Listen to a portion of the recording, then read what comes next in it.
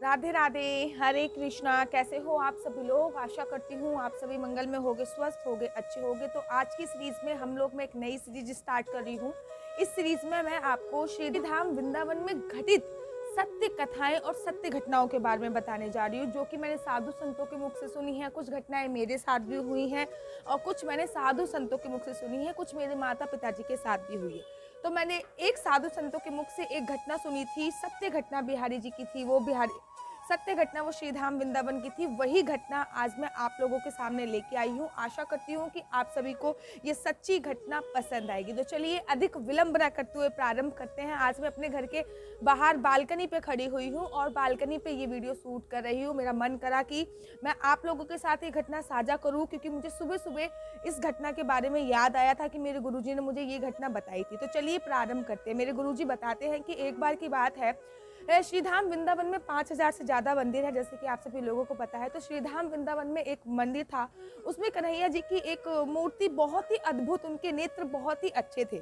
बिहारी जी का उनको स्वरूप माना जाता था कि जैसे बिहारी जी हैं वैसे ही वो हैं। तो एक बार एक मैया उनके उसी मंदिर में नित्य जाती थी। सुबह भी उस मंदिर में मैया जाती थी, शाम को भी जाती थी उस मैया के पास बहुत सारी प्रॉपर्टी थी, लेकिन बस दुख एक ही था कि वो मैया अकेली रहती थी। उनके बच्चे उनके साथ नहीं रहते थे, उनके पति एक्सपायर हो चुके थे, उनके पति का देहांत हो चुका था। वो मैया अकेली रहती थी। वो सुबह शाम बिहारी जी के मंदिर में जाती थी और पति के एक्सपायर होने के बाद, पति की मृत्यु होने के बाद वो बिहारी जी को अपना पति मानने लगी थी और नित्य सुबह शाम जाती थी। एक दिन की बात है, जब वो मैया रात को विश्राम कर रही थी तो अचानक से उनको एक सपना आता है। सपने में वो मैया देखती हैं कि जो उनकी प्रॉपर्टी है, वो उनके सपने में वो मैया देखती हैं कि उनका देहांत हो चुका है और उनके देहांत होने के तत्पश्चात जो उनकी प्रॉपर्टी है, जो उनकी ज़मीन जायदाद है, उस पर उसको लेके उनके परिवार के रिश्ते, बच्चों में कलेश मचा हुआ है कि ये प्रॉपर्टी मेरी है, ये मेरी है, ये मेरी है। अचानक से मैया की आँख खुल जाती है। जब मैया की आँख खुल जाती है तो मैया देखती हैं कि सुबह के 4 बज रहे हैं। मैया व्याकुल हो उठती हैं कि अरे, ये तो 4 बजे का सपना है, ऐसा ना हो ये कहीं सपने सच हो जाए और मेरे परिवार में मेरी प्रॉपर्टी को लेकर लूट मच जाए, आक्रोश हो जाए, द्वेष हो जाए। तो क्यों ना ये प्रॉपर्टी मैं बिहारी जी को दे दूं, क्योंकि मैं बिहारी जी को तो अपना पति मानती हूँ। बिहारी जी मेरे पति हैं, बाकी बिहारी, तो क्यों ना ये प्रॉपर्टी मैं बिहारी जी को दे देती हूँ। मैया जब ऐसा सोचती हैं तो सुबह सुबह स्नान करने के तत्पश्चात वो बाके बिहारी जी के मंदिर में जाती हैं और वहाँ पे एक गोस्वामी से बोलती हैं, सुनिए। गोस्वामी बोलते हैं, हाँ मैया बताइए। वो कहती हैं कि मेरे मन में ये भाव आ रहा है कि मैं अपनी सारी जमीन जायदाद बाके बिहारी जी के नाम लिख दूँ। गोस्वामी बोलते हैं, मैया जैसी आपकी मर्जी, वैसे आपके मन में ये बहुत ही उत्तम भाव आया है, बहुत ही उचित भाव आया है। सारी कानूनी कार्रवाई होती है और वो मैया अपनी जो प्रॉपर्टी है वो बाके बिहारी जी के नाम पे लिख देती हैं। जब वो मैया अपनी प्रॉपर्टी बाके बिहारी जी के नाम पे लिखती हैं तो वहाँ के जो गोस्वामी होते हैं और उनके जो शिष्य हैं वो कहते हैं, अब ये मैया अपने घर पे क्या अकेली रहेंगी, क्यों ना हम इनको आश्रम में एक जगह दे दें, एक कमरा परमानेंटली इन्हीं के लिए दे दें। उस कमरे में वो रहें और नित्य बिहारी जी का भजन करें। मैया को गोस्वामी जी ये प्रस्ताव देते हैं। मैया को ये प्रस्ताव पसंद आ जाता है कि मेरे को तो बिहारी जी के चरणों में जगह मिल रही है, इससे बड़ी बात, सर्वोत्तम बात और क्या हो सकती है। देखो, मैंने इनको अपना पति माना और पति का काम होता है कि औरत के सर पे हाथ रखना, अर्थात अपनी छाव देना। इन्होंने भी मेरे सर पे हाथ रख दिया और मुझे इस आश्रम में एक कमरा दिला दिया। अब मैया रोज सुबह शाम बिहारी जी के दर्शन करती, उस मंदिर की रोज सेवा करती। तो उस मंदिर में एक रूल था कि सुबह शाम भोग लगने के बाद सब प्रसाद खाते थे। वृंदावन में प्रसाद को खाने को बोलते हैं प्रसाद पाना।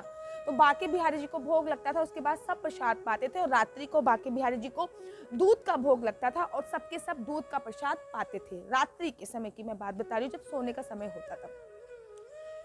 एक दिन गोस्वामी जी मैया के पास जाते हैं और बोलते हैं, ये लो मैया दूध का प्रसाद। मैया दूध पीती हैं तो बार बार अपने दांत ऐसे ऐसे करके चबा रही होती, जैसे कि वो कुछ खा रही होती है। गोस्वामी जी को अचंबा होता है कि मैंने तो मैया को दूध दिया है पीने को और दूध के साथ मैंने ऐसा कुछ भी नहीं दिया, ना कोई मेवा दिया, ना कोई मिष्ठान दी, ना तो, और दूध तो पीने की चीज होती है, ये मैया क्या चबा रही है। अब गोस्वामी जी मैया के पास जाते हैं और बोलते हैं, मैया ये आप दूध में क्या चबा रही हो, आपको तो मैंने दूध पीने को दिया है, ऐसे खाने का मैंने आपको क्या चीज़ दे दी।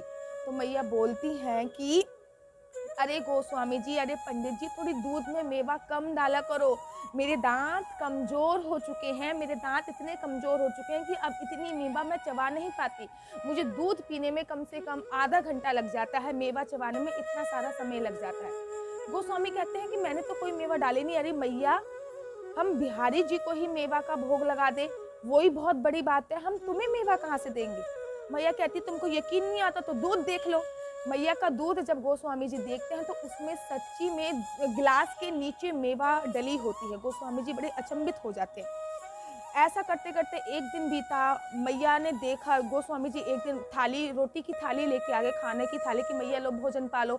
तो देखा कि जो उनकी रोटी थी उसमें से घी निकल रहा था, इतना ज़्यादा घी लगा हुआ था, सब्जी में घी ऊपर तैर रहा था। गोस्वामी ने बोला, अरे मैंने तो बिना चुपड़ी रोटी दी थी और मैंने तो कोई घी डाला भी नहीं है। हमारे यहाँ पे तो जो भी घी आता है उससे केवल बिहारी जी की आरती होती है और बिहारी जी के प्रसाद में ही थोड़ा सा घी डाला जाता है, हम लोगों के लिए घी नहीं है। लेकिन मैया के पास ये घी कहाँ से आ गया।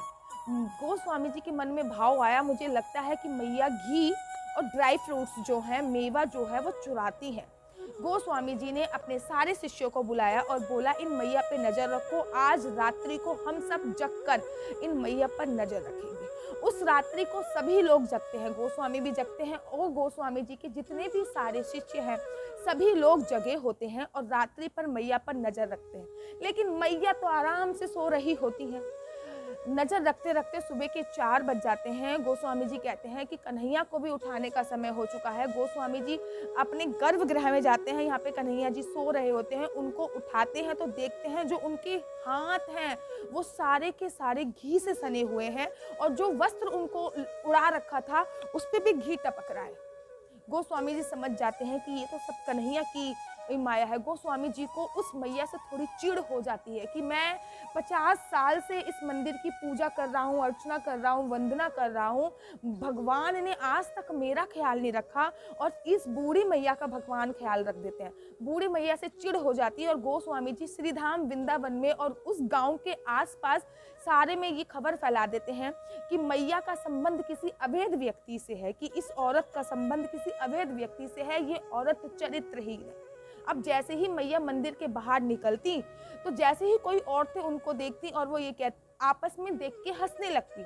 मैया को बड़ा अजीब सा लगा। एक दिन ऐसा हुआ, 2 दिन ऐसा हुआ, मंदिर में भी कुछ औरतें आती और वो मैया की तरफ इशारे करके कुछ बात करती और आपस में हंसने लगती। बहुत दिन हो गए जब ये चीज़ देखते हुए, तो मैया ने एक दिन पूछ लिया, अरे बहन, तुम रोज मेरे को देख के क्यों हंसती हो? ऐसा मेरे मुंह पे क्या लगा हुआ है कि तुम रोज मुझको देख के हंसती हो? तो वो औरतें बोलती हैं, अरे बुढ़िया, तुझे शर्म नहीं आई? बुढ़ापे में ऐसा कुकर्म कर रही है तू, तेरा पति मर गया तो तूने दूसरे पति के साथ संबंध बना लिए। मैया जब ये बात सुनती हैं तो उनका हृदय व्याकुल हो जाता है। वो अपने सारे रिश्तेदारों को, अपने बेटे पोतों को फ़ोन करती हैं और बुलाती हैं कि पंडित जी मुझ पर झूठा इल्ज़ाम लगा रहे हैं, मैं ऐसी नहीं हूँ। पंडित जी ने ऐसी बात, गोस्वामी जी ने ये बात पूरे के पूरे श्रीधाम वृंदावन में फैला दी है।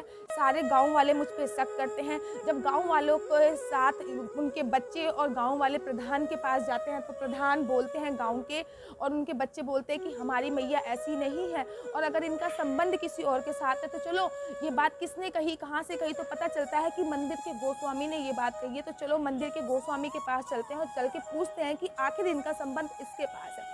सभी लोग भारी मात्रा में भीड़ मंदिर की तरफ परिस्थान होने लगती है। जब भारी मात्रा में मंदिर की तरफ भीड़ आ रही होती है, पुजारी जी बाहर ही बैठे होते हैं। पुजारी जी बोलते हैं, आज तो कोई त्योहार भी नहीं है, कोई तीज भी नहीं है, इतने सारे लोग मंदिर में क्यों आ रहे हैं? सभी लोग मंदिर में आके पुजारी जी से बोलते हैं कि हमारी ये मैया ऐसी नहीं है, आपकी हिम्मत कैसे हुई कि आपने इस पे इल्ज़ाम लगा दिया? और अगर आपने कोई इल्ज़ाम लगा दिया तो आपके पास क्या कोई प्रमाण है कि इनका किसी के साथ चक्कर चल रहा है, इनका किसी के साथ अवैध संबंध है?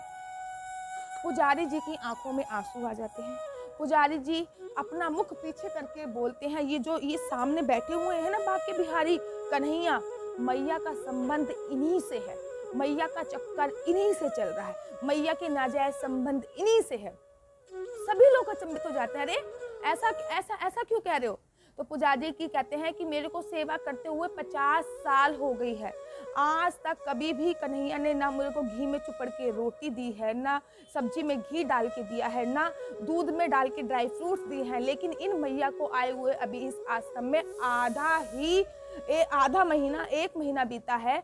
कन्हैया इनकी सेवा खुद करते हैं, रोटियों में घी खुद लगाते हैं, सब्जी में घी डाल के देते हैं, दूध में मेवा डाल के देते हैं। तो इनकी रक्षा तो स्वयं कन्हैया कर रहे हैं। तो ये कन्हैया को अपना पति मानती हैं और कन्हैया इनकी रक्षा स्वयं करते हैं।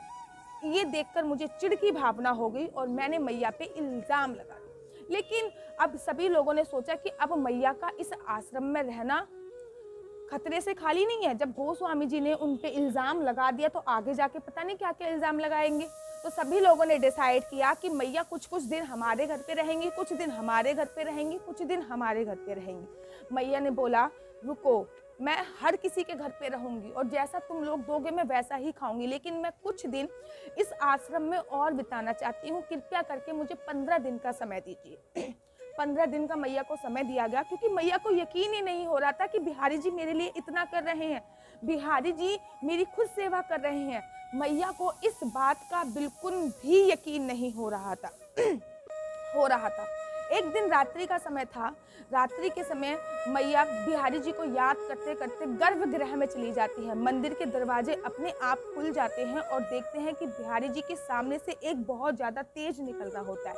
जब मंदिर के पट अपने आप खुल जाते हैं, बिहारी जी के सामने से बहुत तीव्र तेज निकल रहा होता है। मंदिर के दरवाजे अपने आप खुलते हैं। वैसे ही सभी लोग, जितने भी आश्रम में लोग थे, सभी लोग आ जाते हैं कि भैया मंदिर के दरवाजे किसने खोले। सभी लोग आके खड़े हो जाते हैं तो देखते हैं कि बिहारी जी के गर्भगृह से एक बहुत तेज निकल रहा है और सामने वो मैया खड़ी हुई हैं आंखें बंद करके। उनके चारों तरफ भी बहुत ज़्यादा तेज है। इतने में वो आश्रम वाले, उनके गुरुजन गोस्वामी जी, पंडित जी या उनके शिष्य कुछ कर पाते हैं। देखते ही देखते वो मैया श्री कृष्ण में समाहित हो जाती हैं, क्योंकि हाथ जोड़ के वो मैया श्री कृष्ण जी से ये बोलती हैं कि मैंने ज़िंदगी भर आपकी सेवा करी है, मुझे पता नहीं था कि आप मेरी सेवा करते हो, लेकिन अब मुझे आप इतना मजबूर मत करो कि मेरे को 4 महीने इसके घर पे रहना पड़े, 5 महीने इसके घर पे रहना पड़े, मेरे को लोगों से भीख मांग के खाना खाना पड़े। इतना मजबूर मेरे को मत करो। मैं हाथ जोड़कर ये प्रार्थना करती हैं तो श्री कृष्ण जी की मूर्ति से एक अद्भुत तेज निकलता है और वो तेज उस माता को अपने पास खींच लेता है और देखते ही देखते वो माता श्री कृष्ण जी की मूर्ति में समाहित हो जाती है। सारे गोस्वामी ने ये सारी बातें अपनी आंखों से देखी हैं। श्रीधाम वृंदावन में एक संत हैं, उन्होंने मुझे ये सत्य घटना बताई थी। हाँ, मात्र मीरा ही श्री कृष्ण जी की मूर्ति में नहीं समाहित हुई, मीरा की तरह और भी मैया है जो श्री कृष्ण जी की मूर्ति में समाहित होगी। अगर आप लोग माँ मीरा की भी कथा सुनना चाहते हो तो मुझे कमेंट बॉक्स में कमेंट करके बताइए। मैं माँ मीरा की भी कथा सुनाऊंगी कि कैसे माँ मीरा श्री कृष्ण जी की मूर्ति में समाहित हो गई थी इस मैया की तरह। और अगर आप इनकी ये सीरीज कंटिन्यू रखना चाहते हो तो मुझे कमेंट बॉक्स में मैसेज कीजिए।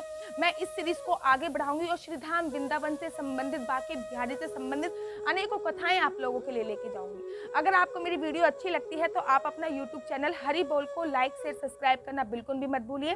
तब तक के लिए मुझे दीजिए इजाजत। राधे राधे, जय श्री कृष्णा, हरि बोल।